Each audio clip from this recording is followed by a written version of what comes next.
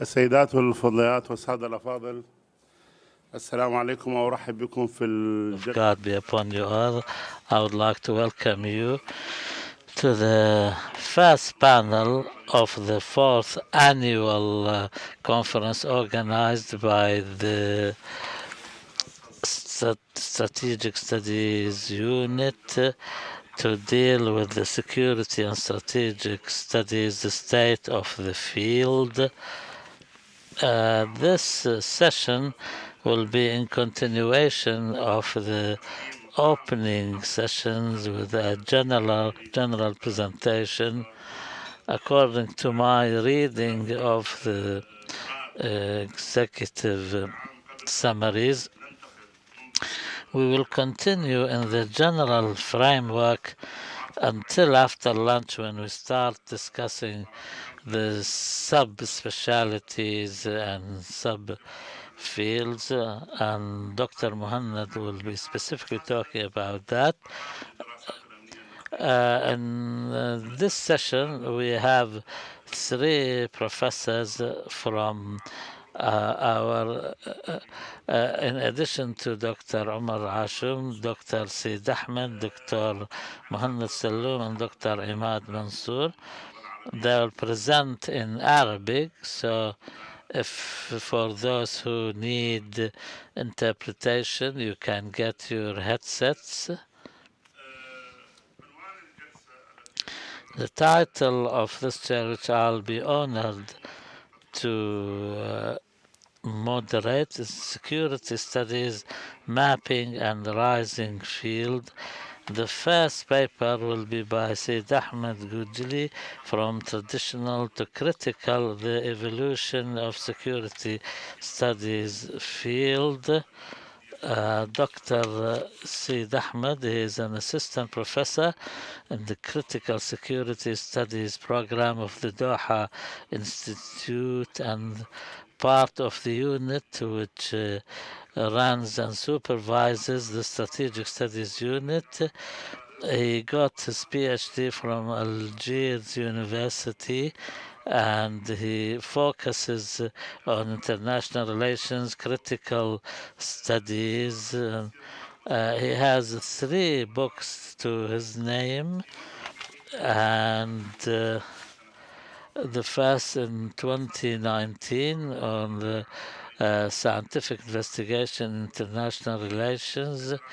The second, before that in 2014, and also in 2012 he had another book about the dilemma of application in the Arab world of security studies.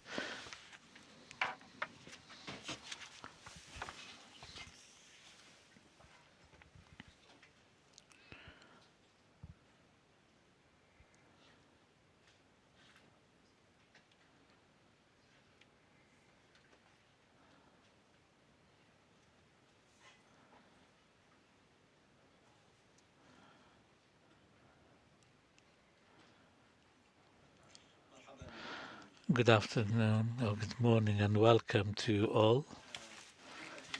My job in this presentation is very simple but yet rather difficult, and that is to talk about the evolution of this field from traditional to critical.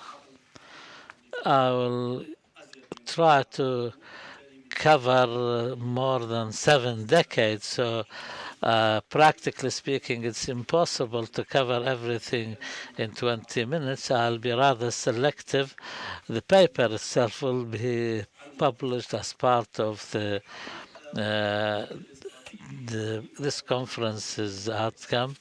This is relatively the strategic studies are relatively new compared to the security studies in general, but we can date the beginnings of this field to the end of Second World War, and we can specify 2 important phases or stages of what's known the orthodox studies or the traditional studies. Dr. Bahjat called it orthodox. The first one starts from 1955 to 1965, and that is the strategic phase, which is has two distinguishes remarks, and that is war and using military force or the threat to use military force, and also the importance of understanding the impact of nuclear warfare. And the researchers tried to explain two things. First, how the use of nuclear weapons changed the nature of war, and secondly, how can countries or states use nuclear power as a political tool, and this has produced many theories like limited warfare, the theory of deterrence, etc., and many others. Those who produced them did not belong to the field of political science. Most of them came from a background of mathematics, physics, economy, etc. And this has reflected in their research interests and the agenda of their research.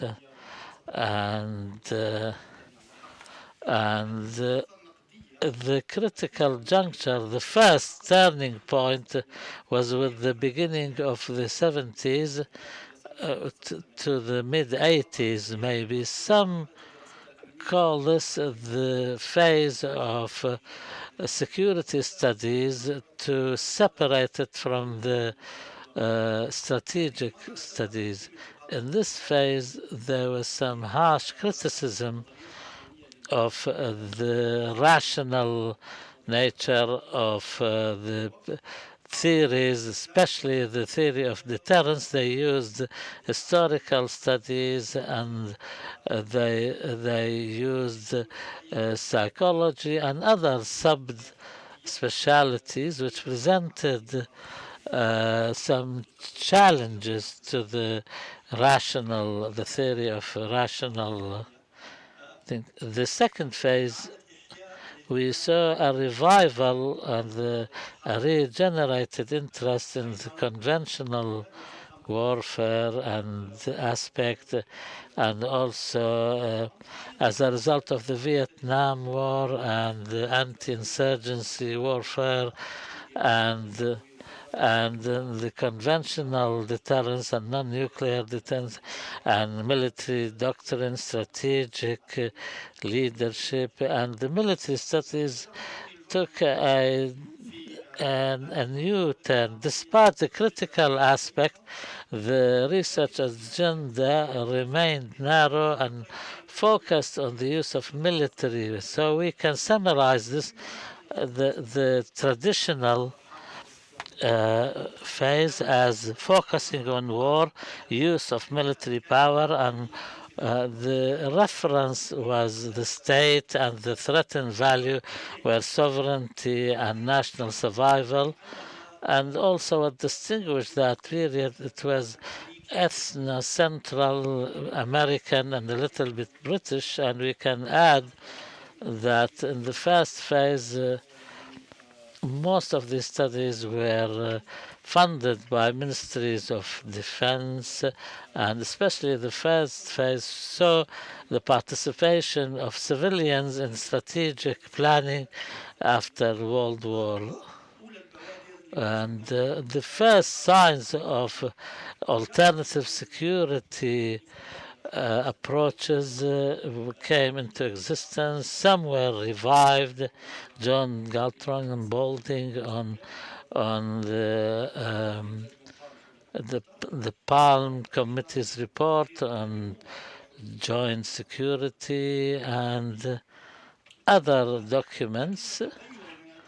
But the most important turning point was at the practical point at the end of the Cold War. There were some events like the end of the Vietnam War and the oil crisis, oil embargo, the war in Afghanistan, but the end of the Cold War removed the threat of a nuclear war and allowed countries, especially Western countries, to focus on non-conventional threats. But this period also is characterized by a wave of internal violence and civil war. Some saw even genocides, which proved that the state was no longer, according to the Orthodox studies, the protector of people. In some cases, the state became the source of threat to its citizens. And the Orthodox studies could not provide an explanation or understanding of the nature of the new threats inside the state, especially when driven by irrational motives like doctrine, identity, etc.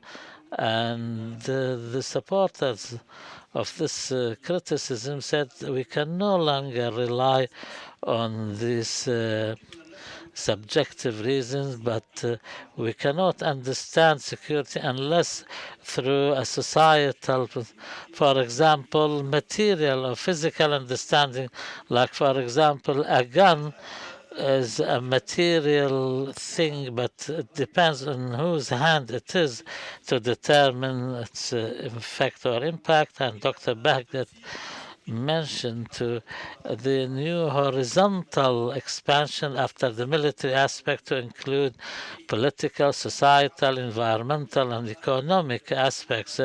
Some new researchers in this field called for bringing down the level from the state down to the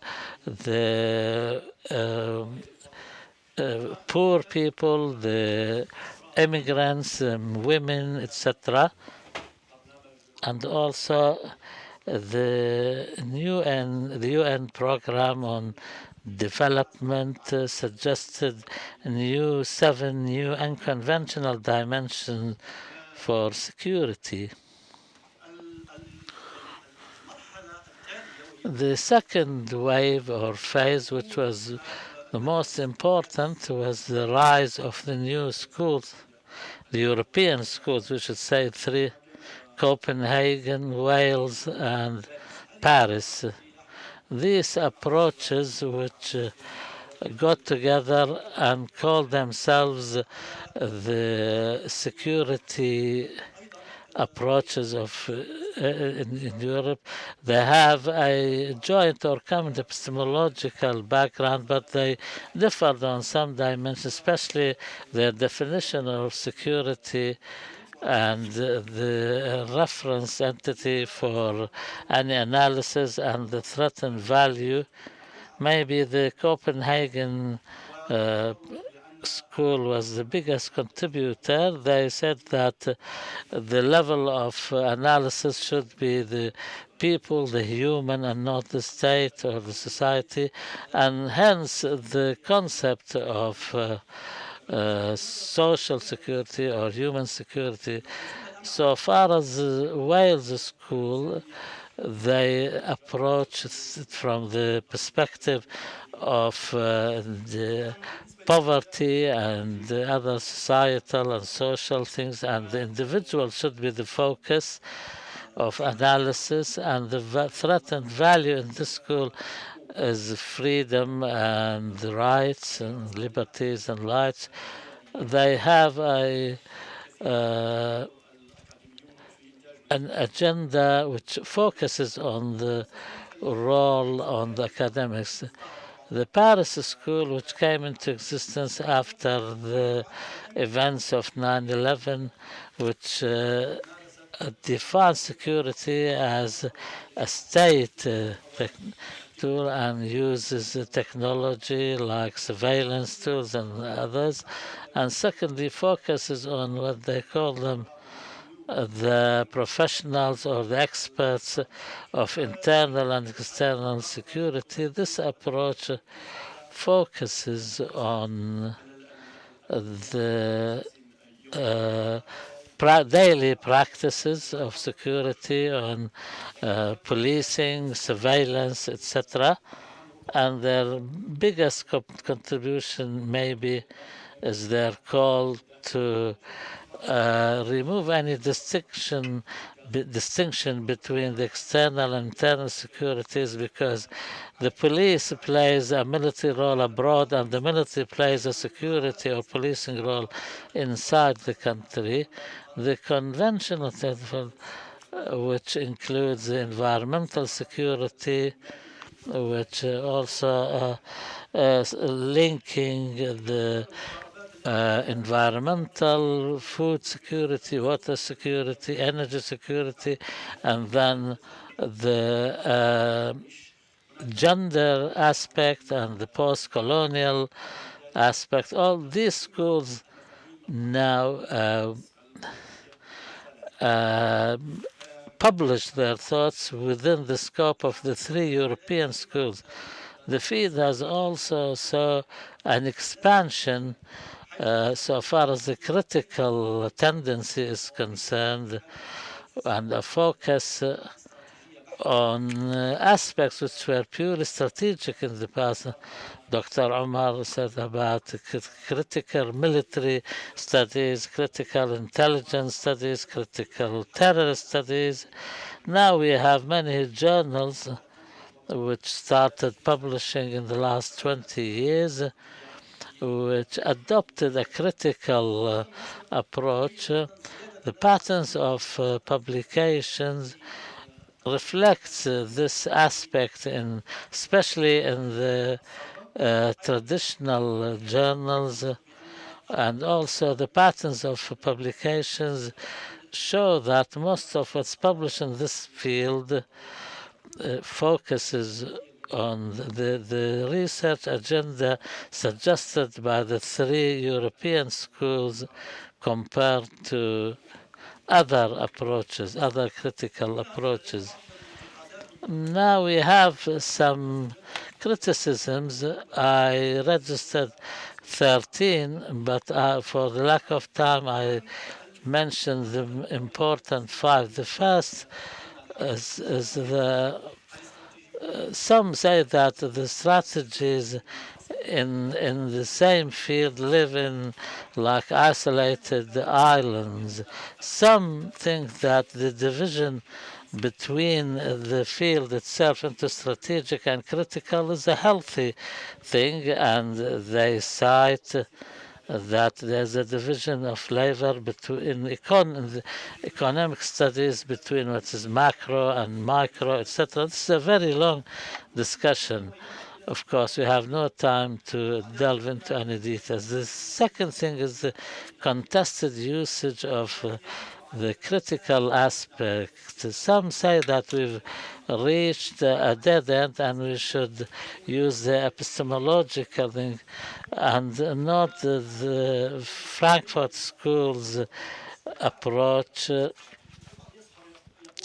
Some say that we doubt whether the strategists understand what the critical school writers think or say. The third problem is a classical, traditional problem which appeared in many fields, which Stephen Warden, Lynn Jones, and others in the 80s who warned that expanding the field and make the security concept expand can impact its cohesion as a field and will make it a synonym to anybody which is bad or which is. So therefore they call for more determination of the borderlines of this field to make it more cohesive. Also, the absence of theories. The strategic studies have a good enough repertoire of theories, but the critical approach defendants lack in the theories and the theoretical frameworks. And in the previous past, all the schools that I've mentioned, the previous slide had a normative agenda. And one of the also big problems is that the problem was an American field and became American, European, so far as the frames, the theoretical frames, do not travel well outside the areas where they were produced. For example, when we talk about the approach of security failed when it came to applying it in other areas outside the region where it was born, in like the Middle East here, and some criticize it as being white and racist. I know I'm running out of time fast, but this ethnocentralism made some people call for opening up the field to other voices coming from other areas and regions. And let me give you some simple ideas of what these contributions can be, which can come from the peripherals or the margins. And that's what Doha's contribution. I will not repeat what Dr. Omar said, but I'll just mention once again that we focus on a wide research agenda, which includes over 20 sub fields or specialities based on the 7 aspects about the methodology, the theory, the military, the regional security, and the sectorial security, the state, etc. And the research agenda will be published in a book which is being prepared now under a Doha reference book for strategic and security studies, which will reflect the contribution of Doha in this field. And it's important, like Dr. Umar said, of emphasizing the educational and teaching aspect as well as the research aspect. We're trying to close the gaps and provide a theoretical contribution. My colleagues will talk about their work. I just want to tell you what I do personally in the military civil relations. My project focus on the army and its relationship to politics in Algeria. Now we are closing an important gap because there is no studies whatsoever about Algeria in this field, and also we are criticizing or critiquing a number of prevalent ideas, like in Algeria, for example, that the army was the one which built the state and it's the source of the state's independence from society and classes. Our research agenda also has some normative commitments, and we have also clear commitments towards a society from which we get our questions and inquiries, and our aim is to prepare graduates who are experts in the external and internal aspects of security. We have one of our students in the postgraduate programs who used to work in the Sudanese armed forces, and he was a witness to some unprofessional practices during the period of insurgencies in Sudan. When he joined the program, he suffered what we can call an intellectual shock, and his thesis was on the role of the educational institutes in changing the attitude of the armed forces. When his study was published, the military in the Sudan expressed their willingness to collaborate with us to educate a generation of students in the civil military relations. This is what we aim out of this program, to present something regarding the practices which can benefit the state of Qatar or the Arab region. I think I used all my time. Thank you very much, and sorry if I took more time than what was allocated to me. I hope you can read the paper.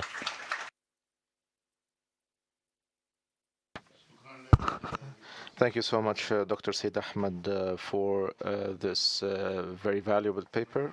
And I hope we will be able to read it soon. And as I have said, it's actually intertwined with the papers of the first session and what Dr. Bahjat presented, and avoid focusing on the central role of the West and the peripheral approach. And of course, Dr. Omar highlighted the Doha contributions in this regard. And you have tackled a number of problematic issues and the critical studies. Of course, we will discuss it later. The second intervention is going to be delivered by my colleague, Dr. Muhanad Seloom, entitled Intelligence Studies in the Arab World, State of the Field.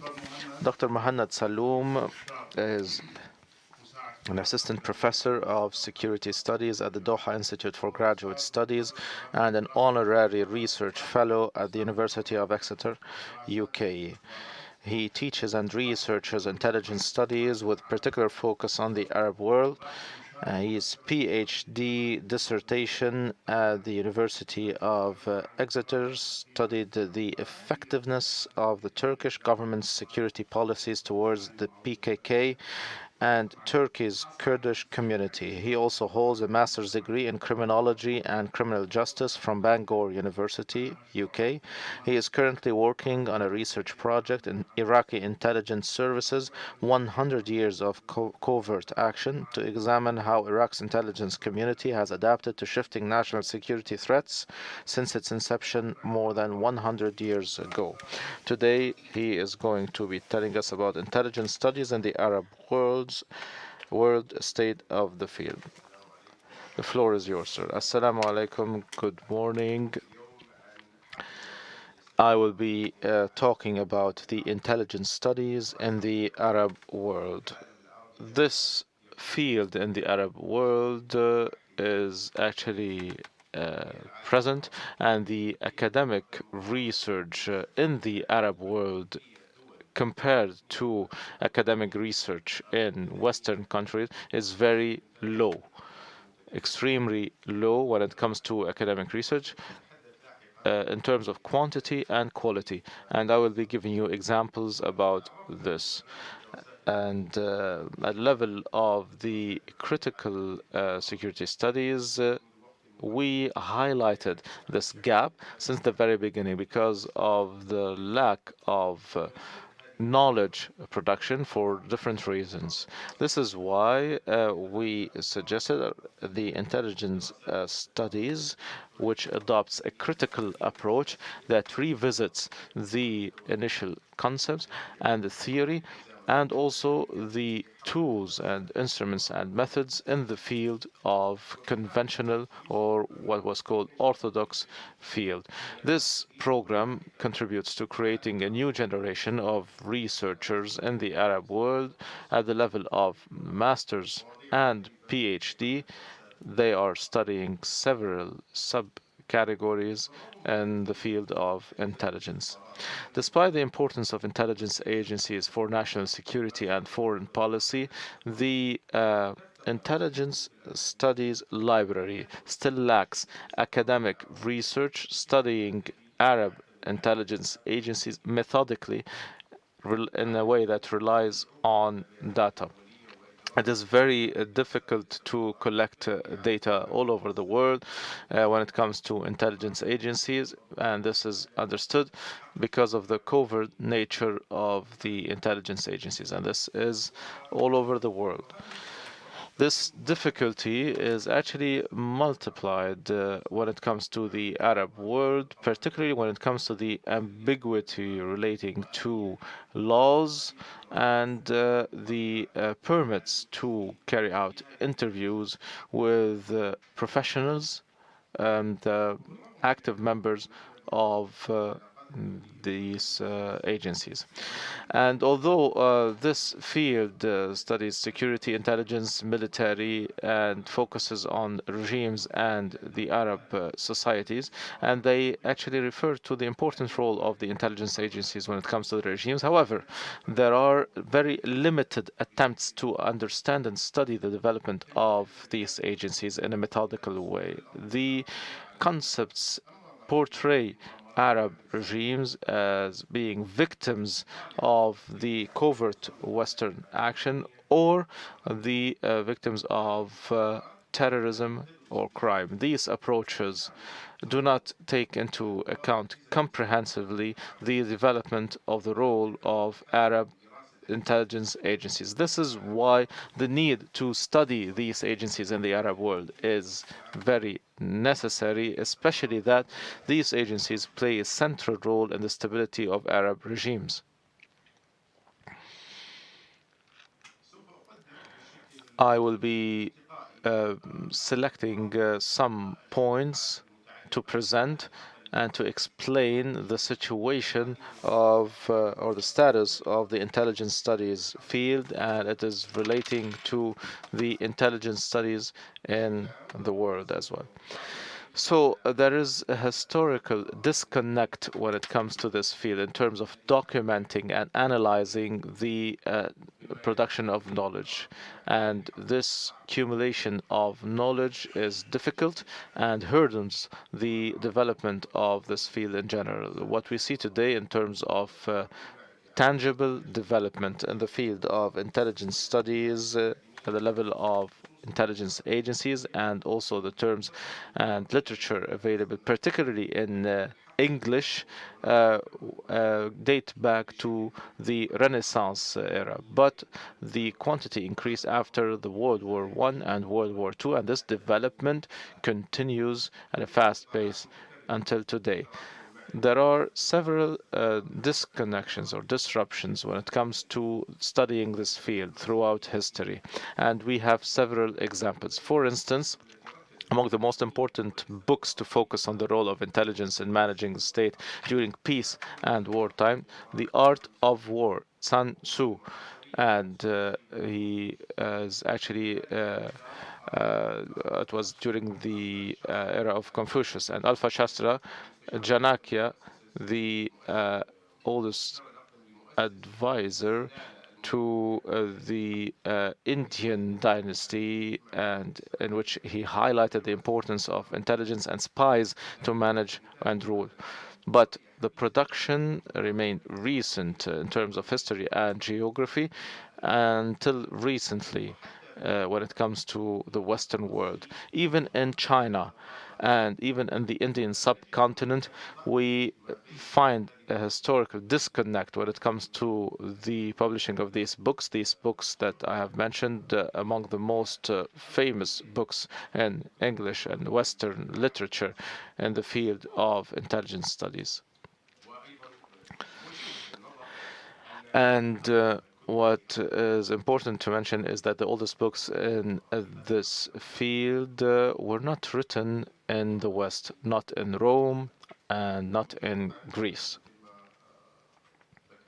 As I have mentioned, there are several historical and repeated disconnections and disruptions.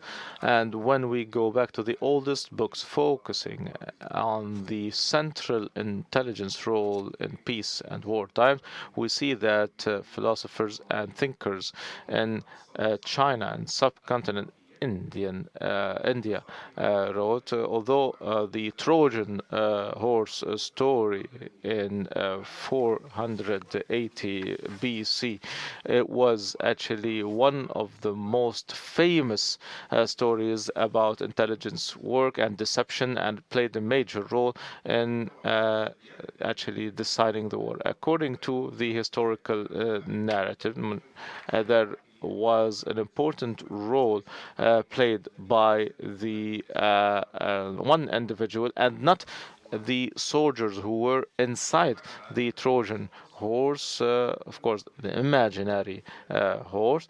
And despite that, the story of the individual who actually played the major role did not or was not covered.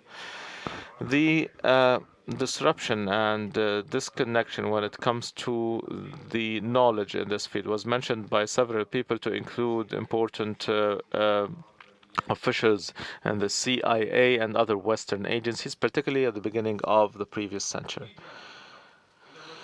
In addition to that, when we talk about religions, we find that the Bible, the Holy Bible, tells several intelligence stories. Moses sent agents to spy on the promised land, Palestine, and other intel operations. We know that this is in the Old Testament and the New Testament. These stories were most famous in Europe and in the United States in the 17th and 18th century. There were more famous than intelligence operations in their countries, because historians did not give particular attention to the coverage of the other events. And when Europe was witnessing the Dark Ages, the most important intel agencies back then were led by Prophet Muhammad, may the peace and blessing of God be upon him,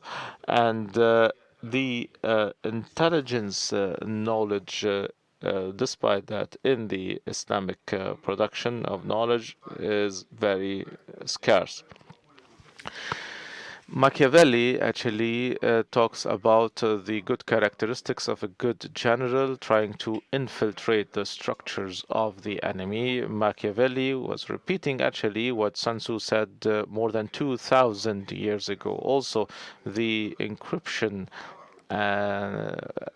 experts who tried or thought they invented frequency analysis and cryptography actually did not know that Abu Yusuf al-Kindi had discovered it 600 years before them approximately, as opposed to other fields that were developed and moved throughout borders and across borders. There are several examples pointing towards historical gaps when it comes to the studies of intelligence for several reasons, particularly the perception of historians and politicians towards this field, and the importance of intelligence in times of peace and war, and the secret nature of the intelligence work.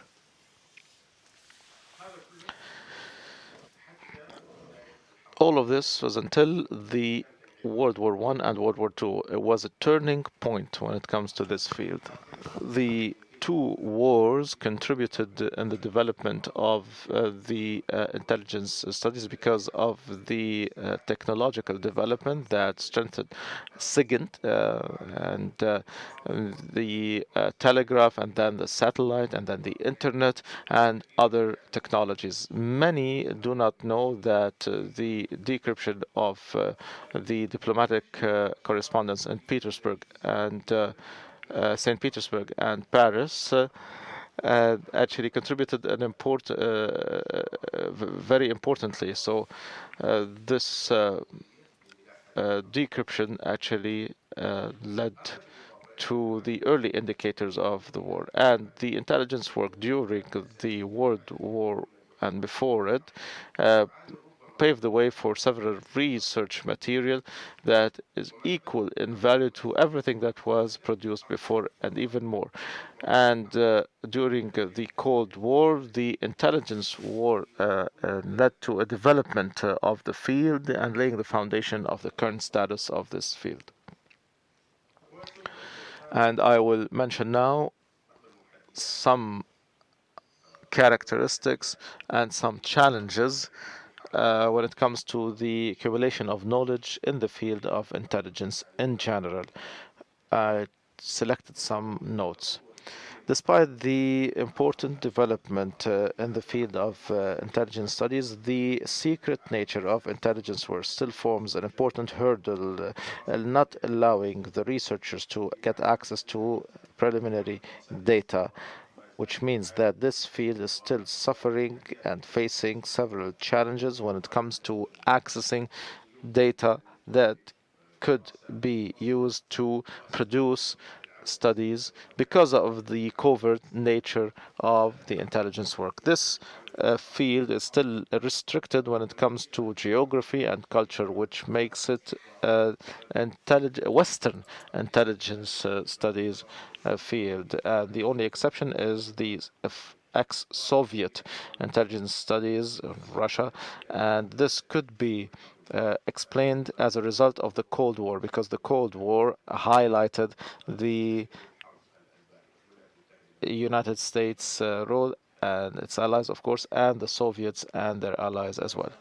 The critical intelligence studies are still at its early stages, and it needs further development when it comes to theory, methodology, and concepts in order to enrich this field. In general, this field is relatively new or division, subcategory in international relations in the past. Now it is a separate category and field of study, and at a later stage we can talk in details about the critical security studies. So this field all over the world will give us a main overview as to what's happening in the Arab world in this field. The status of the field in the Arab world. And some people ask, is there actually a field of intelligence studies in the Arab world? This field in the Arab world suffers from the scarce literature and scarce of accumulation of knowledge, because there are several papers that are non-reviewed.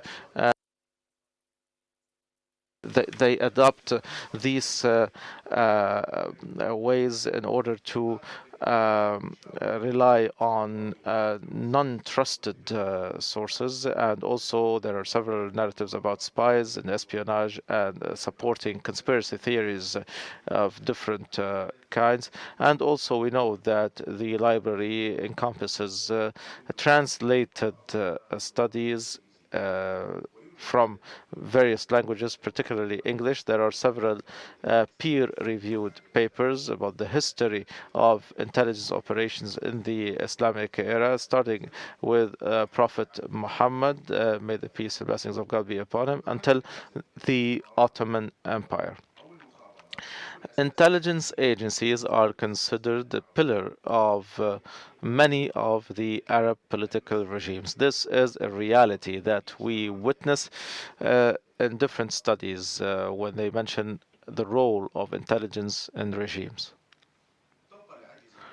The intelligence agencies historically in Arab countries have been tasked with preventing coup and countering terrorism. This requires collecting intelligence about the intention of the antagonists. In addition to the protection of national security, intelligence agencies played an important role in terms of foreign policy. There are several examples, and I can mention here the secret meetings between the directors of intelligence agencies from Saudi and Iran in Baghdad in order to coordinate the security arrangements in the region, and they were called the Baghdad meetings.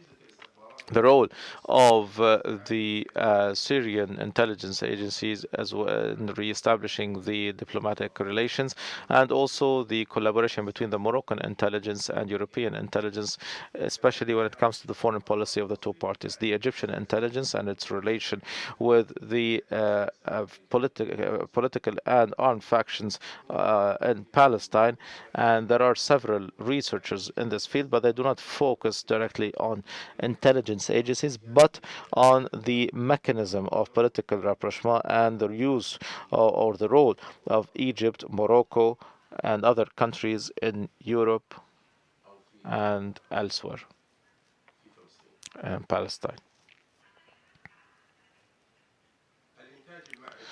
The knowledge production of the publications in Arabic. It is difficult to have Arabic reference material, and this is what I always hear my students saying. It is very difficult for us to see intel analysis in Arabic, the structure of intelligence agencies, if we want to compare, or the philosophy of intelligence work all over Arab agencies, or books studying the intelligence cycle in one or many Arab countries. This field is still restricted to agencies of security and intelligence in the Arab world, and the reference in the Arab library containing information about Arab intelligence agencies are very limited, and the memos of the important figures in the field are very questionable when it comes to the theory and the methodology aspects.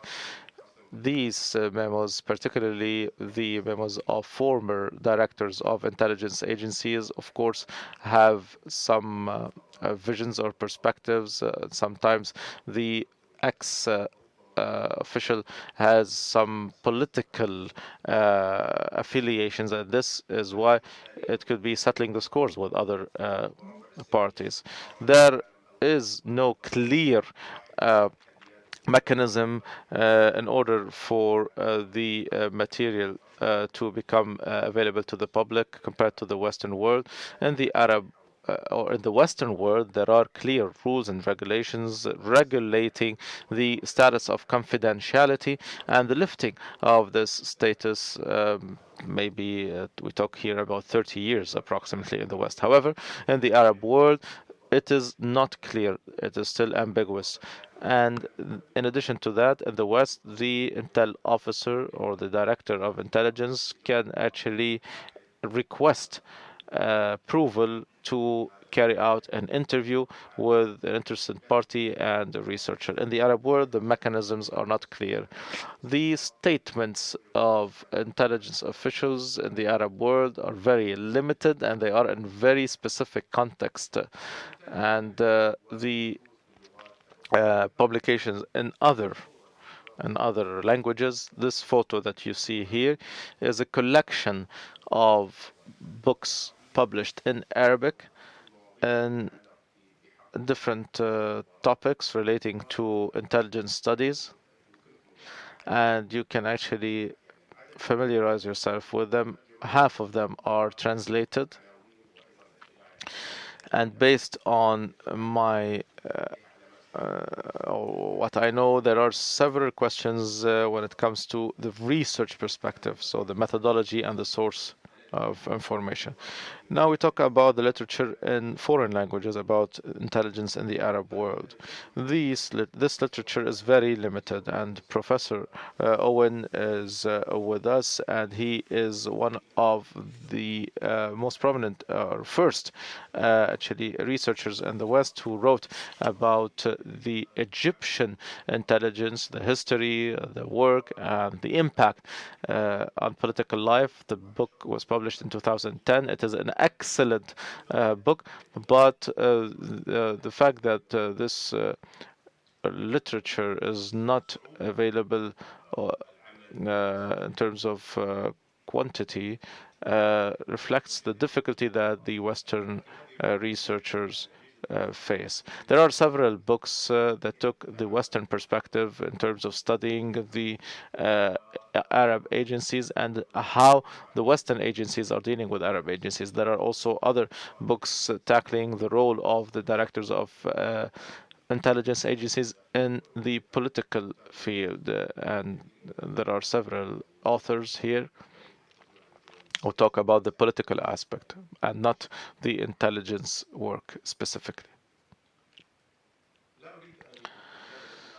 I do not want to repeat what Dr. Omar Ashur said and Dr. Sidahmed when it comes to this particular field, but the role of the Doha Institute and the Arab Center for Research and Policy Studies is an important role, and it is an important contribution that the Doha Institute is making.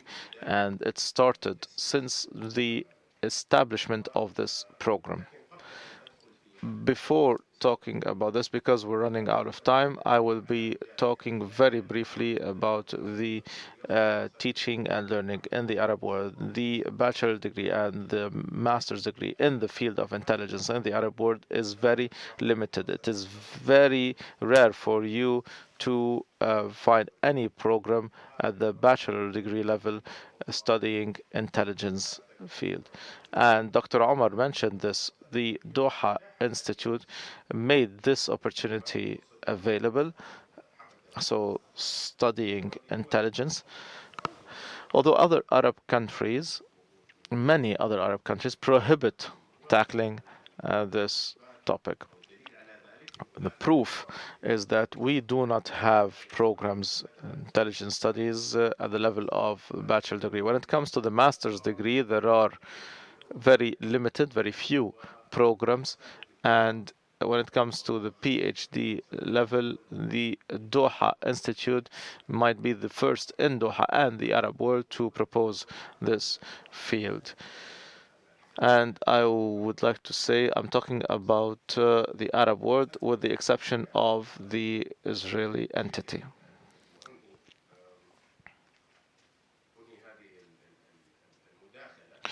I would like to conclude this intervention on a positive note because I talked negatively about the field of intelligence studies in the Arab world. It is a relatively new field, and because I'm running out of time, I did not talk about the critical approaches that we adopt in studying intelligence in the Doha Institute. There are, however, positive aspects. The labor market is open when it comes to this field with the openness of the market to the global market, and this gap allowed the researchers to get to know a lot of confidential documents, and actually I benefited.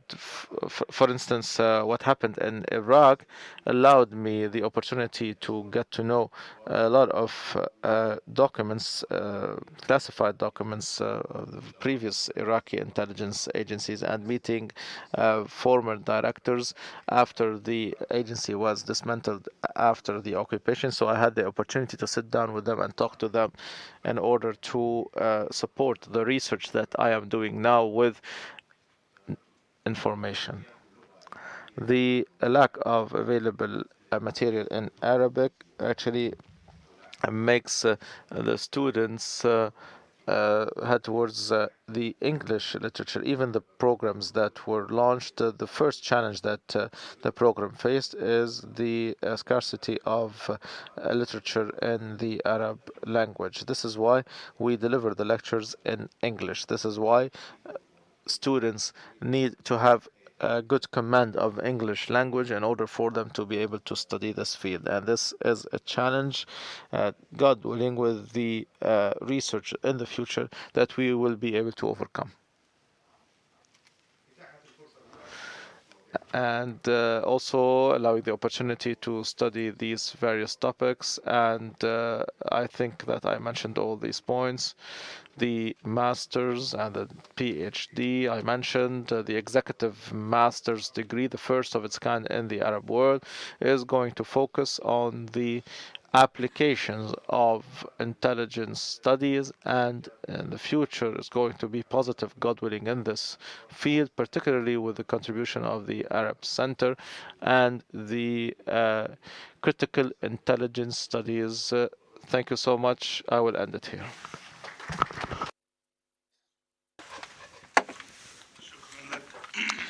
Thank you, Dr. Muhanad, for your intervention. And we hope that we will see it printed in written form, and also your project you're working on for the book.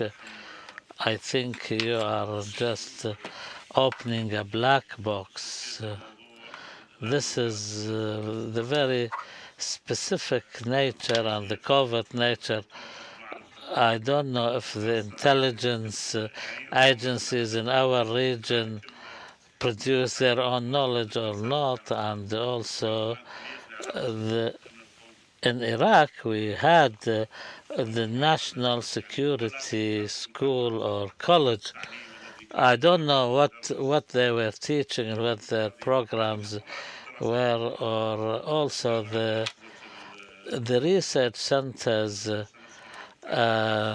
affiliated to the intelligence agency.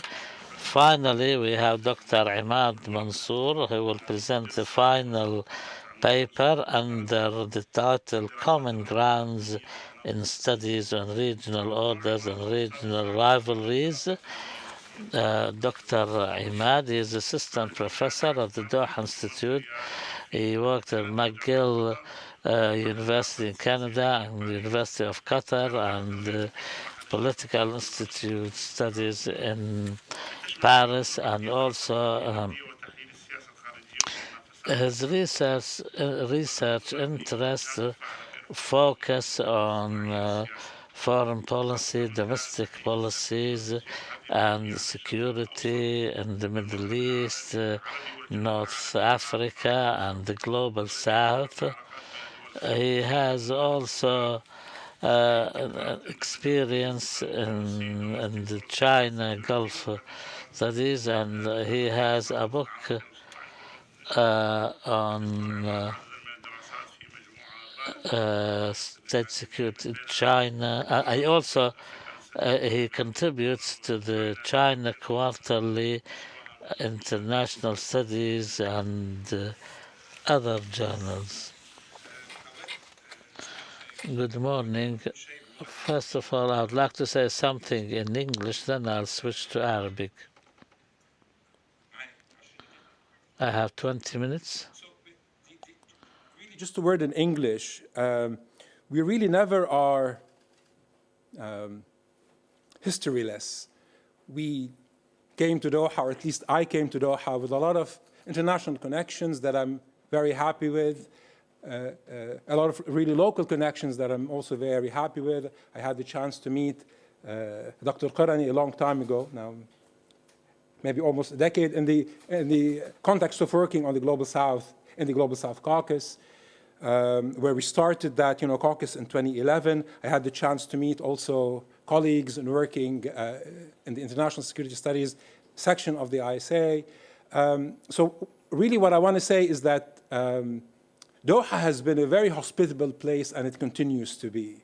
And the fact that we have institutionalized a lot of the activities at the Arab Center and the Doha Institute, and also really commenced working in the program, speaks a lot to the fertile ground that we expect here to have more of. So we've already started working on a lot of the projects, and the deliverables speak for themselves, as my colleague Dr. Omar said. And we continue then to speak of those collaborations as allowing us to harness a lot of the ideas that have existed, that will continue to exist globally, in the Global South in particular, and also in the region, in the Arab region. So ماذا سأفعل اليوم؟ سأنتقل الآن للغة العربية لو سمحتم. أريد أن أتحدث أو أن أقول أن حالة دراسة حقل التنافس الاستراتيجي جيدة. Field of the security and strategic studies is not bad at all, and I will not talk about my own work to say what I've done, but I want to present how we are thinking about these things, the way we're thinking, the approaches are important in producing for the future and to produce a new group of students to think with us along these lines. I would like to take you on a journey to explain some of the literature that I worked on, and through this explanation we'll try to form a picture on the the state of the field, especially the regional security aspect, which I'll focus on. I apologize for the small print, but if we look at the Middle East and North Africa, the MENA region, we will see that less than a century ago there was a group of relations between the state actors and the non-state actors, which are characterized by violence, not necessarily by using military tools, which span 20, 30 periods of time, where in fact these actors see themselves as antagonists, and they clearly state that and use a wide-ranging array of tools to confront each other. This was important because there were many writings on that explaining or describing what they are. This phenomenon is called interstate rivalry. This phenomenon called interstate rivalries,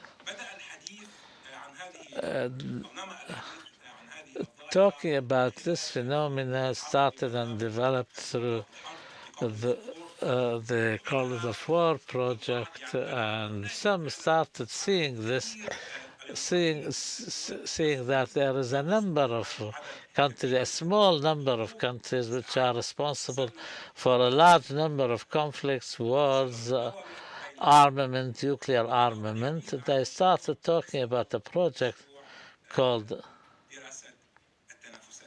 the study of interstate rivalism. How can this be critically approached? There is a critical element in this, that we are criticizing the lack of the historical or historicity of this aspect. We study history to see why these actors see each other as rivalries or antagonists or whatever, and does their societies view each other as threats, and why they do that from a critical aspect, a critical perspective. So therefore there is many books and in the literature which theorized this aspect. We also notice that there is a lot of writing from the MENA region and about the MENA region, which talks about the idea of rivalry, but using this term did not produce a methodological research approach which gives perceptions, explains, and helps us to understand this region compared to the world.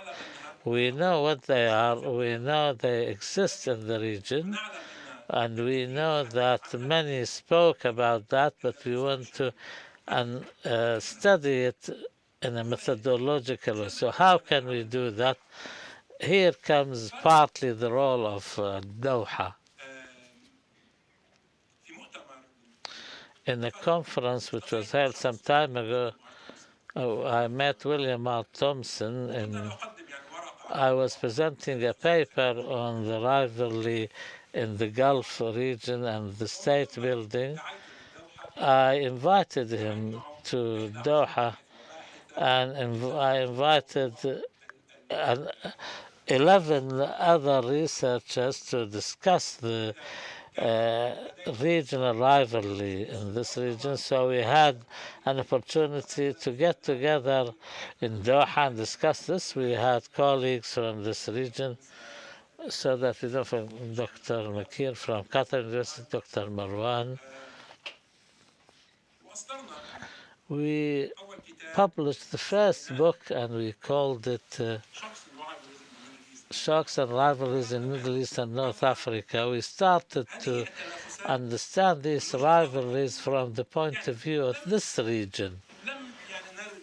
We did not want this project to be a project or a study of previously produced assumptions and then apply them to the region. We wanted to know how the research here understand these rivalries and what are the causes of them, because their impact on the region is part of the, these rivalries feed the arms race, opens doors to armed conflicts, crises, etc.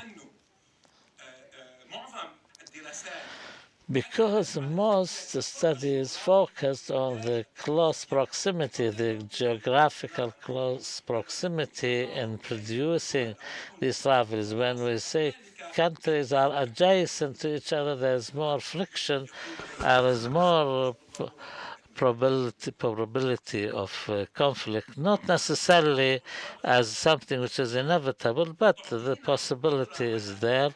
And also, this allows us to think about different factors which moved these rivalries and set them to much. The region has its rivalries. Region number 2 has the ability to produce an empirical way of understanding this, and this is so. Therefore, I say the state of the field is good because we published the first book which theorizes about the rivalry and takes important cases of it. This is from the point of view, this is from one of the chapters of the book whereby one of my colleagues explains how rivalry provides or paves the ground for war and wars. We want to understand the background which made them rival. Some say that there is no war which comes outside the scope of rivalry, so therefore the background of rivalry is important.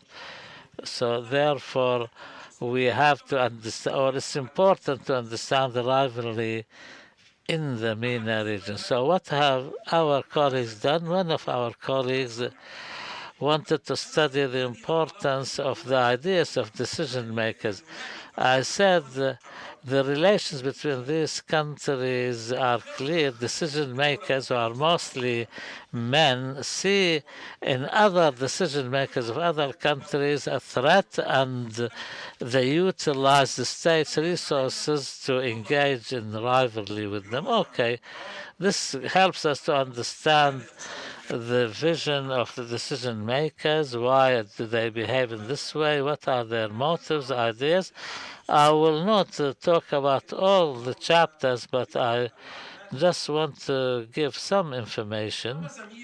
One, Yahya Zubair, one of our colleagues, studied the rivalry between Algeria and Morocco, and he saw in this rivalry that decision makers have a bad image, a negative image of the other, and also they used a number of policies and mechanisms to reinforce that at the societal level, to sow this or embed this negative image, and this continued with the passage of time, and this maybe explains why this rivalry is perpetuated. It started with a negative relationship, but why has it continued? So we want to produce knowledge. Now we say that there is a role for the decision makers, how they produce this image or reinforce it at the societal level, and that's why we see the long-term impact. Imad, Mansour, and I have long interest in society, in our societies in the Middle East and North Africa, when it comes to analyzing politics, security, foreign policy. There is a consideration that the society doesn't matter. All what it matters is the decision maker. I spoke about this in my first book.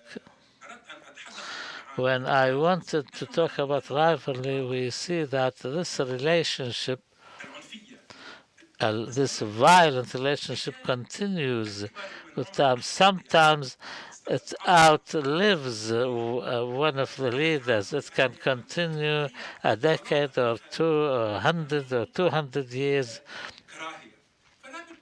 This is a relationship which is injected with hatred, so therefore society has to have a role in it. I looked at the Israeli entity, Israeli society, and Iran post 1979. I tried to understand these societies. I tried to set aside all my preconceived ideas to see how these societies think. I managed that with the help of other researchers who are fluent in Hebrew and Persian, which I'm not, because I didn't want to speak or think in a vacuum. I saw that there is a negative image.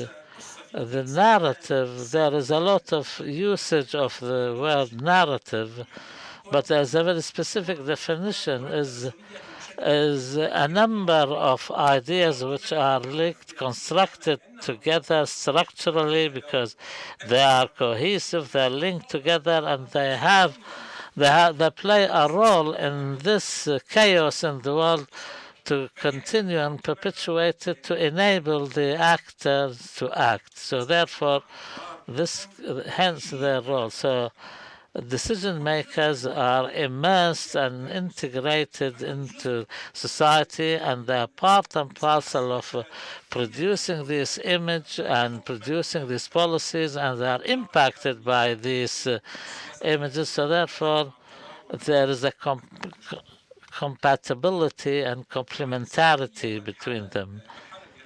In the Iranian and Israeli cases, I found that this narrative, this negative circle, both societies are impacted by historical stories which they believe they are true and correct and right. This, of course, applies to any society. There are also a negative aspect. These two peoples or societies think history was not fair to them.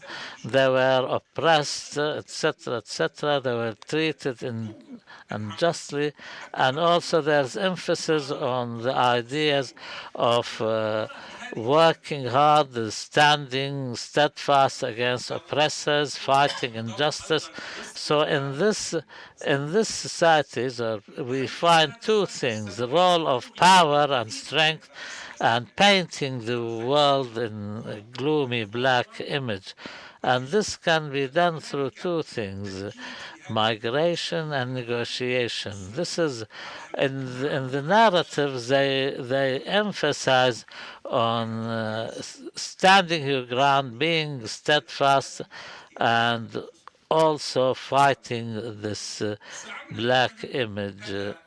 What helped us to understand the need for Israel and Iran to produce a nuclear power and this military power, and this helps us to understand why they want that, and this is how do they see in the other image of themselves. That's why they emphasize, at least we may be wrong, but this is where we think it makes them fear the other, and this is what determines the Israeli-Iranian relations, especially after the Iranian nuclear power after 2002, because there is an intellectual background which makes them rival. 3 minutes. And our colleague Marwan Qabalan produced one of the most amazing chapters on the triad of rivalries or trilateral there is dyads. We talked about triads, about the relationship between Iran, Iraq, and Syria, and explained how this relationship is impacted by the change in decision makers and also things relating to the borders and hegemony, regional hegemony and hegemonic control. Another study discussed the impact of the revolutions on rivalries in this region. And then I followed that by another research on the North African region, how rivalries between Libya, Algeria, Morocco, and Mauritania, which impacted a country which was not in this rivalry, and that is Tunisia, and impacted its. The second project I will go through rather quickly, more quickly than the previous research. William Thompson is my partner in crime.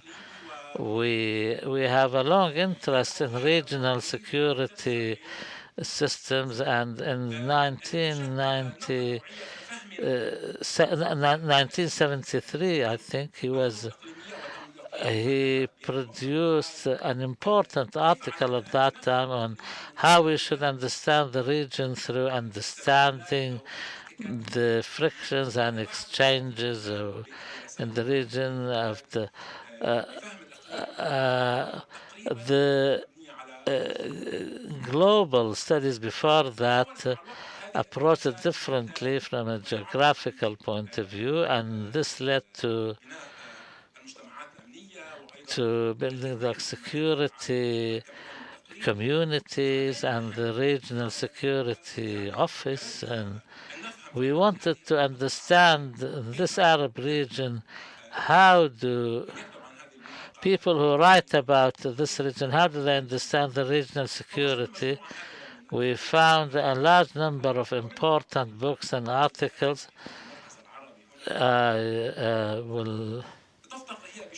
I'll talk generally about engagement with regional and global engagement. We got together. We want to produce something to reflect the colonial history of the region.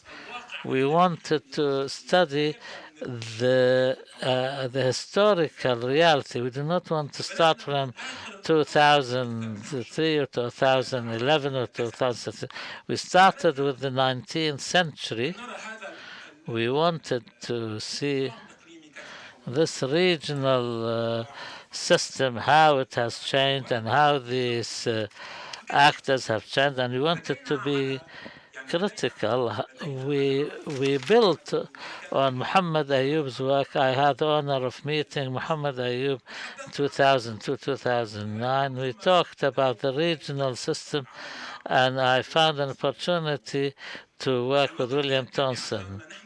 We are not engaging with international relations at all. We are engaging with the idea of an critical epistemology to expand the field. We are impacted by important works like Bahgat Qurani, who is with us today, in producing this critical epistemology, and we produced a perception of how the regional system changes, and we can add to that maybe later on. Now my time is over. We focus on two important factors, and that is, first of all, we should understand the government in the global south, because it is built on the basis which does not allow these theories to be applied. How should we understand the state? How should we understand the regional rivalry as a field? What about the role of the relations which are not part of the rivalry? This is a book under review now. It's published soon. wish you buy it. Maybe if you can give me 1 minute, please, Chair. We teach, we divulge all this information to our students. How do we that? We would like our students to understand and be aware of every word they use. What do we assume about the actors when we want to get into this field? And if you have no assumptions, if we give up the ontological aspect, how should we conduct this research through field work to understand the field from the field and through the field without being biased in our understanding of it? What is the state and how we should understand it? What is the peculiarity or specificity of this Arab region? If we think there is one, we should face it. If we don't think there is, how should we explain that? Finally, the fact that we do not want to fall into a security trap and the repeat searching of the power relations which can produce a negative reaction. What should we use in our explanation of these themes? How do we assess our use of these terms and terminology? My colleague Saeed said one of the students after graduation they said to him, what you said is great, this is transformation. And because we started engaging the world differently and thinking about the world differently, they were approached differently. I give you this example. We teach, we produce, we want from our students to produce in the future. So what should we do? We, by way of example, give them a number of questions to produce a methodological comparison about empirical cases. We start by understanding these patterns that we can explain, then produce theories from this region. We think this is very important for this field. We're talking about the field of rivalries, and it's important for our students. Thank you. I apologize for taking too much of your time. Thank you.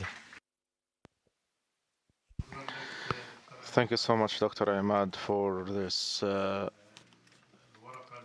valuable paper and presentation. As you have noticed, the three papers focused, partially at least, on the knowledge that we, as we have said, it is intertwined with the previous session. So we ran out of time, but I can extend for 15 minutes only in order to get questions, and we start with Dr. Bajent.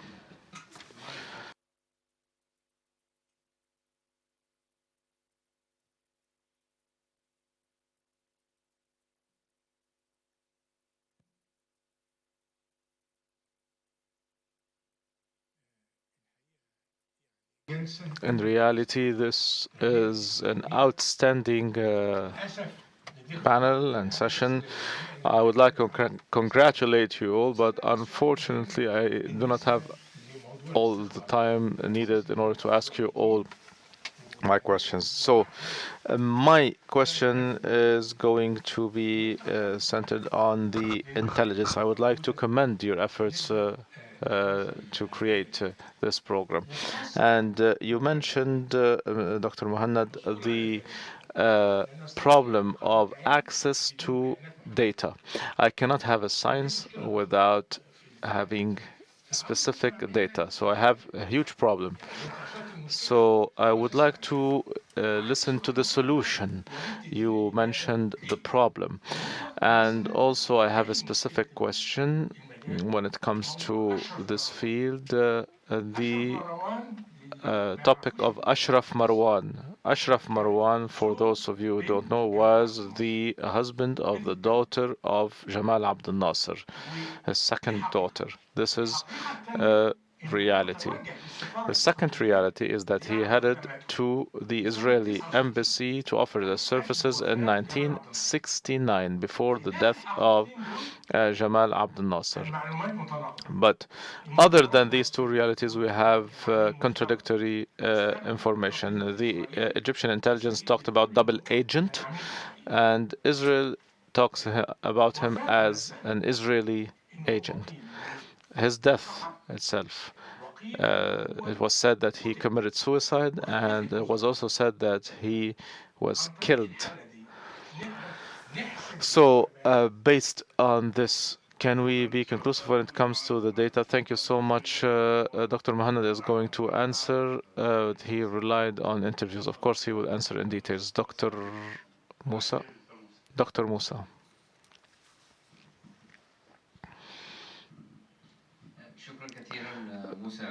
Thanks a lot, Musala from the Doha Institute. Thank you so much for the outstanding presentations that we attended today. My question is addressed to Dr. Muhanad about the technological development and its impact on the development of the intelligence work from a theoretical and practical point of view. To what extent the artificial intelligence has affected the development of the intelligence field practically and also theoretically, internationally, and also in the Arab world, because AI has a strong impact. And how can this school here in Doha keep up with these developments internationally? Dr. Sidahmed talked about the Sudan case and also the contradiction between the military and the civil. So how can we transition from military to civil, although we do not have strong civil society in the Arab world? So I think that the civil culture needs to be developed in the Arab world. This is why we cannot change the military framework in the Arab societies. Thank you.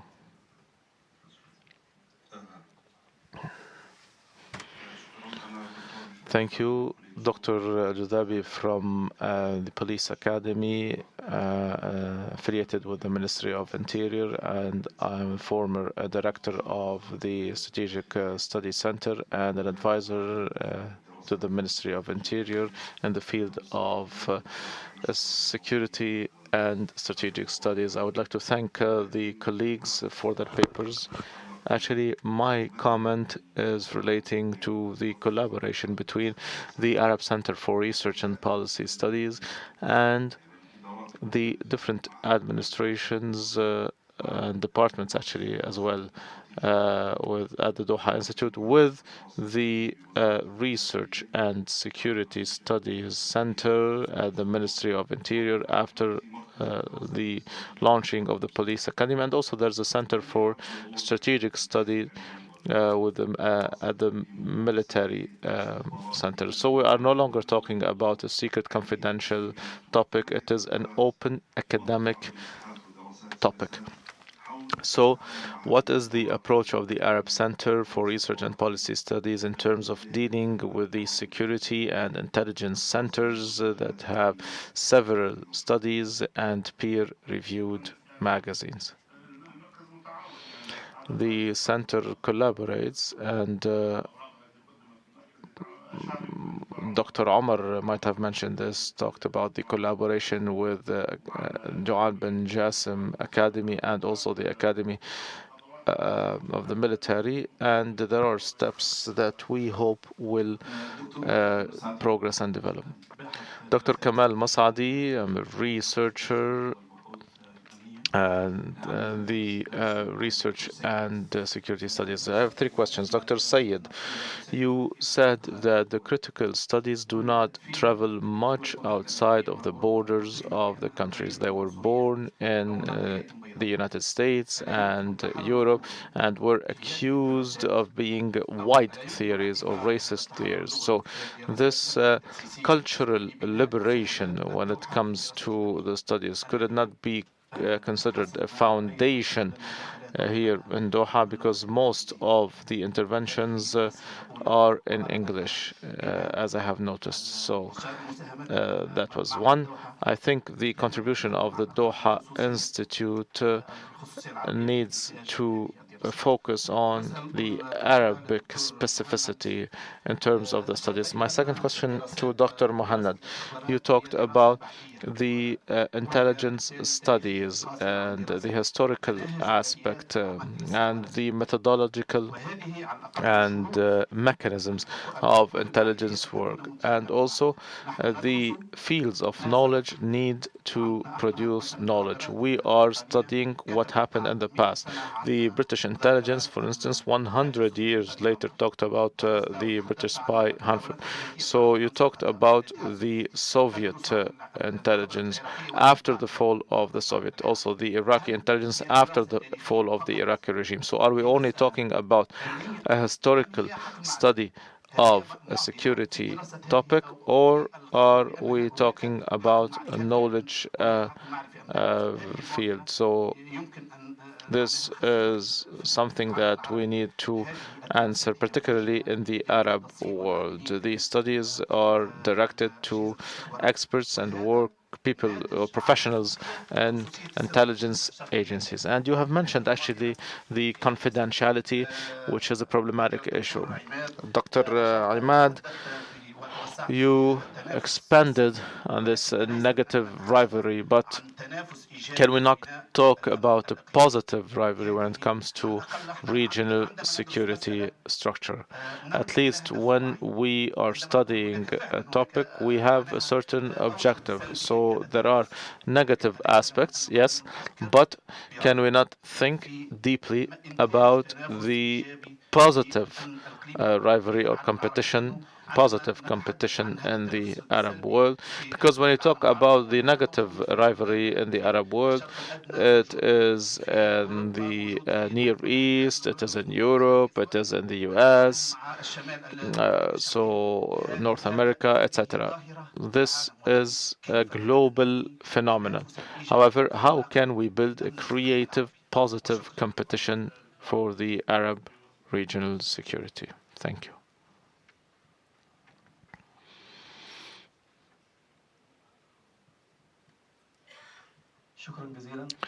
Thank you so much, Abdul Hakim, Saif Nis, Qatar University, Humanities.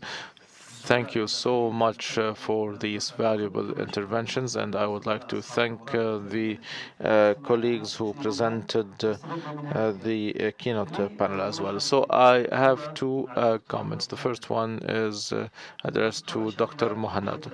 Dr. Muhanad talked about the lacking literature when it comes to security studies in the Islamic history and the Islamic era. In reality, there is a very rich heritage when it comes to the security aspect. And of course, it is true that this aspect was not covered much, but Karam Halmi Farahat, for instance, talked about it, and also intelligence during the Crusades as a master's degree in Al Mansoura University. So there are several studies about crisis management, particularly the security crisis during the life of the Prophet, and also during the Abbasid regime. And Al Mansour created an agency that was mainly formed by women, and they played an important role in terms of intelligence. And also Abu al-Tayyib al-Mutanabbi actually was warning from the intervention of the Byzantine. And so what I mean to say is there is a heritage, there are studies, and the need is to bring them together when it comes to all the historical references. Yes, there is some scarcity, but also there are some valuable contributions. Dr. Imad Mansour. Dr. Imad mentioned the negative rivalry, and we were waiting for him to establish distinction between the negative rivalry between the Arab countries and on the one hand, and the Arab and Israel on the other.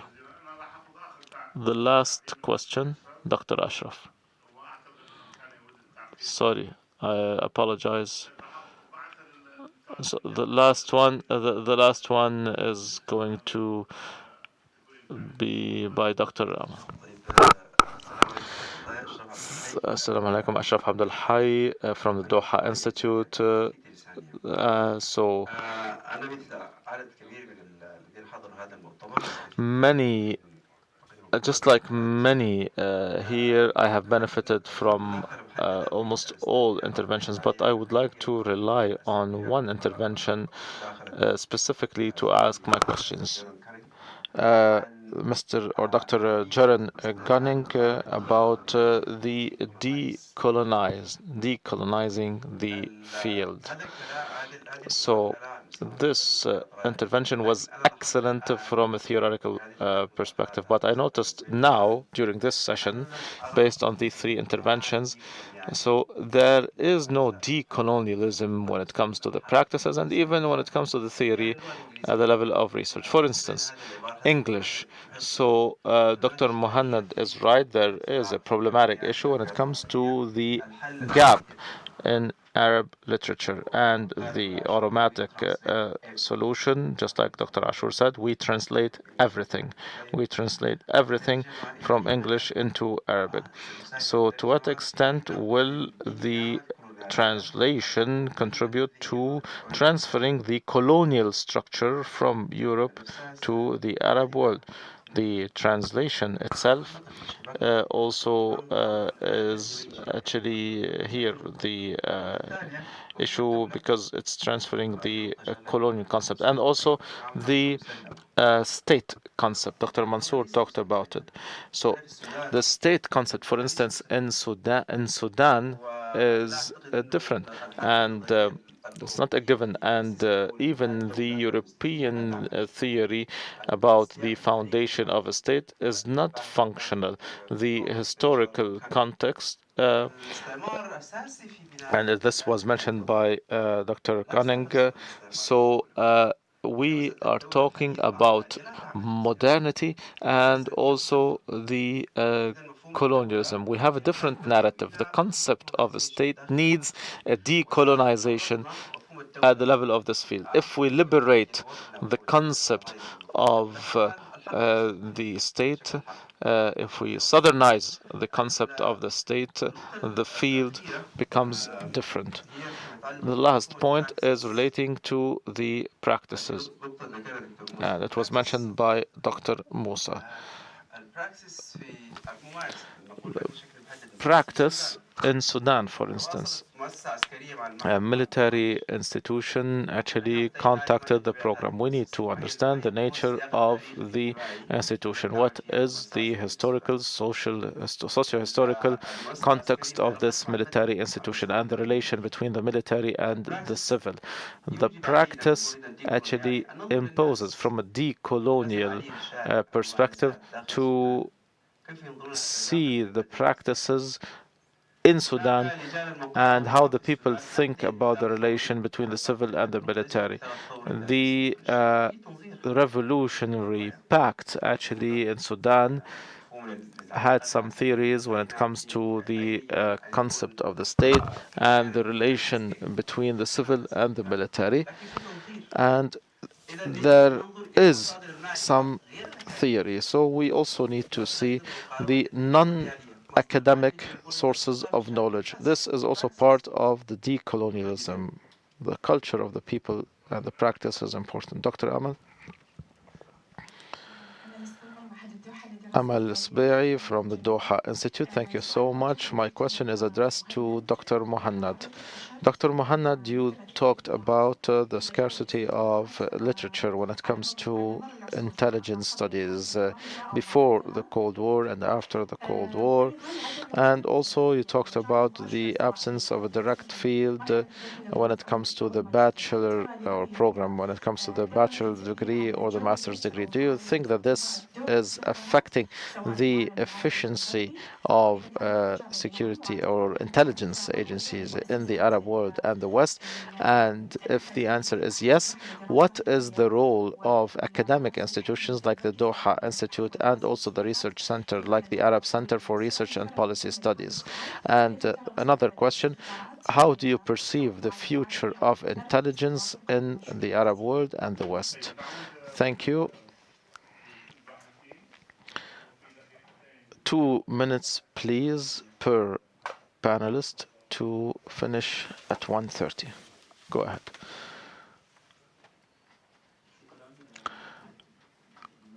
Thank you. It is very difficult to answer in 2 minutes. I received 2 questions. The first one was intervention. And I agree with Dr. Musa when it comes to this comment. Of course, the civil culture is necessary for the military, but also for the civil aspect. And this is the problematic issue of the civil-military relation in the Arab world throughout the 6 decades, 6 past decades, because of the military intervention and the return to power, even during some rising democracies and elections. The problem was the failure of the elite from the opposition to find solutions to their quarrels, the political quarrels, and they resorted to the military as a referee. And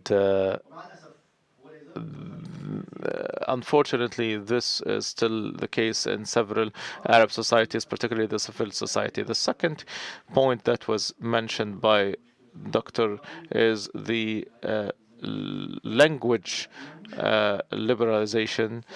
This is indeed a problem. Of course, we decided to speak in Arabic because this is part of the objective of creating Arab intelligence and security studies, and the Doha Institute also has a mission to teach in Arabic, but the research needs to be in Arabic, but also in other languages, because we are part of a globalized research community. We are not an island, so there is constant interaction, and this is why we need to use all possible languages to get this knowledge. But of course, we have this commitment to translate the security studies, and it is clear when it comes to all the publications that were published by the Arab Center for Research and Policy Studies, they were all translated into Arabic. This is a problem that we need to recognize and we want to overcome. So this problem, if it represents the decolonialism of the security studies or the language liberation as called by the colleague, we need to be very cautious, because we do not want to be radical, and we do not want to be radical. We do not want to reject everything that comes from the West, as many literature actually that is used for research and for teaching. Some of the literature can be beneficial and can be implemented one way or another, and valuable when it comes to understanding local and domestic affairs. There are other things that do not apply, and these are the things that we want to change and for which we want to offer alternatives. This is why we are very cautious and not to use language as a radical tool for destruction. Of course, if we are moderate, Arabic language is very important, but also there are other important languages. And I think by establishing this balance, we can plant the early seeds of a strong Arab security studies field. Thank you so much. I do not think that 2 minutes are enough to answer at least some questions. When it comes to the excellent 2 questions of Professor Bahjat Al-Qurani, when it comes to the solutions as to the scarcity of data. The first is that intelligence agencies in the Arab world changed, and they are changing. There is a new generation, and change was imposed for several reasons, to include the rise of a new generation of professionals in intelligence agencies with academic backgrounds. And these agencies are drawing these talents, because these agencies noticed that they were not keeping up with their rivals in the region and the West. They had to draw a new generation. This new generation is open to learning and to interacting with the academic dynamic and aspect. This has always been the case, but it increased. Also, the cyber aspect is now included in the intelligence work, and this affected the conventional way of doing business. This is why the intelligence agencies have to deal with other parties, and this operation filters several data, because the interaction is necessary outside of the restricted confidential nature of the agencies. When it comes to Ashraf Marwan, this is the $1 million question. However, the importance or the task, the mission of this field is not to find a solution, but to study the case of Ashraf Marwan and other cases. The entity of Israel contributed to the production of The Angel, about a drama about this topic, and books were published by former Mossad directors who dealt directly with Ashraf Marwan. And this case is not unique. There are several cases of spies and sorcerers and agents during the Cold War, and the 2 parties deny or confirm sending specific messages. For instance, the Egyptian side, for them admitting recognizing Ashraf Marwan's role has a negative repercussion on the reputation of the agency, and sends a message, maybe a wrong message, to the officers in the agencies. From Israel's side, presenting Ashraf Marwan in this image, the moderate individual who helped Israel without actually going to the extreme of describing him as a hero. This sends a message to the directors of agencies and case officers and agents in Egypt, saying that Israel is going to be objective and fair when it comes to dealing with people if they collaborate with Israel in the future. Of course, the disappearance of his memos, and also the death or assassination. There are several details. This case can be actually taught, and how he made a mistake before the death of Jamal Abdel Nasser to communicate or to contact the Israeli embassy, and he did not know that the British intelligence had him under surveillance, and the importance of the contact. We actually teach this case study in the program. When it comes to Dr. Musa's question as to AI, the most important applications in the intelligence field is regarding encryption and decryption and or deciphering. And one of the most important examples is how Iran was capable of getting electronic assets and could not decipher them, and the equipment was sent to China. China, of course, helped Iran, but at the same time used the code to get to CIA agents. And I would like here to establish a distinction between the practical aspect and the intelligence field and the analytical work. Until now, of course, AI is not fully relied on, and human sources are still the most important source of information, despite all the technological development. And there are contributions in Doha. At this level, we tackle these topics in detail.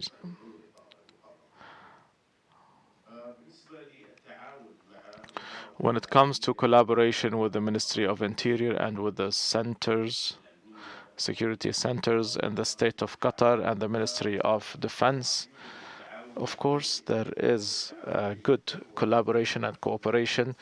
And I have some examples with the research center. I published a paper last year about the COVID pandemic and the impact on security agencies and intelligence agencies and military forces. We have a memorandum of understanding signed with the center, with the Ministry of Interior, with the Ministry of Defense, the level of the Doha Institute.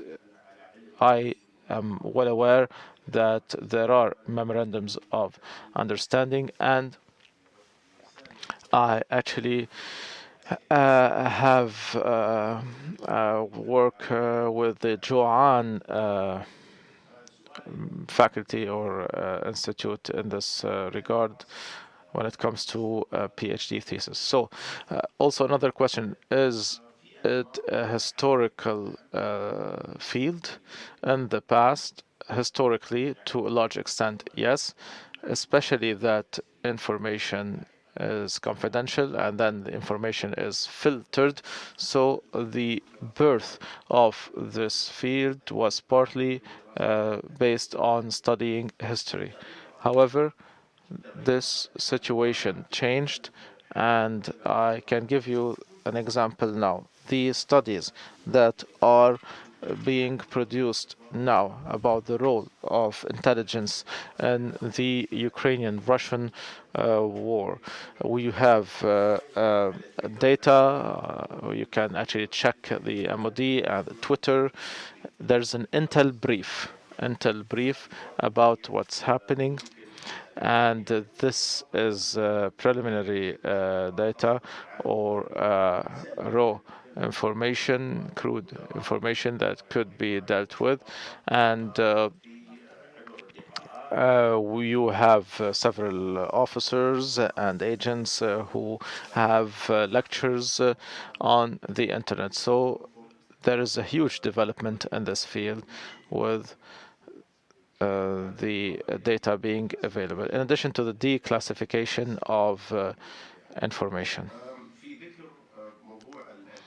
When it comes to the Islamic history, I think our colleague mentioned directly that the narratives are there, the information is there, but there is no methodological study of the intelligence field in the Islamic era.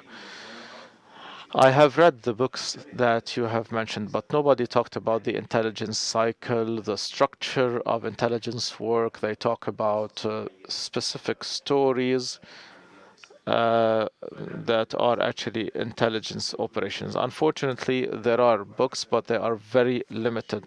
And I would like to finish by answering our former student, Amal Sabay, about the scarcity of literature and how it is affecting the efficiency and effectiveness of intelligence agencies. I did not have enough time to mention that intelligence agencies, and Dr. Haidar talked about the National Security Institute in Iraq. All intelligence departments actually have teaching and training sections or units. So the literature is focused on this aspect and not the academia. And because the interaction is very limited historically between the intelligence and the academic aspect, we discovered that the intelligence agencies' efficiency is not directly related to this or these literature. But of course, having more literature is going to contribute to the good quality of intelligence work. And in my last slide,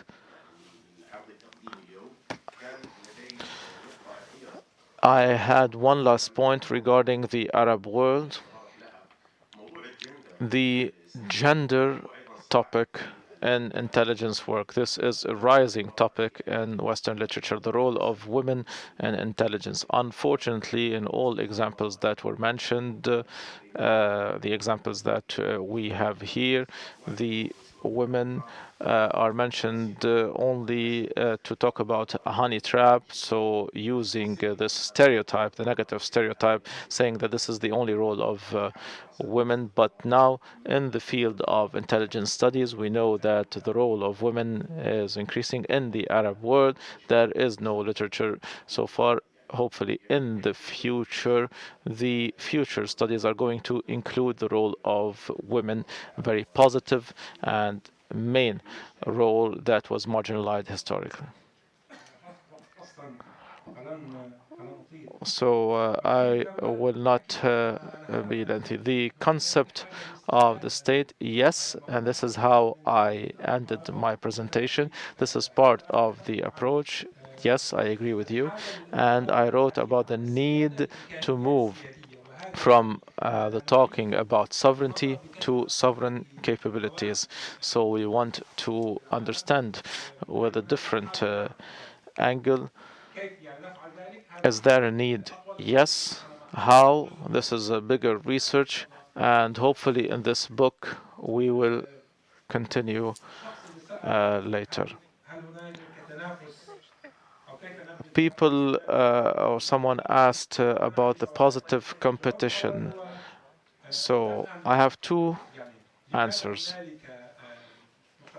Why are there violent or negative outputs of these relations, and then we try through political work to deny them and to reduce their impact.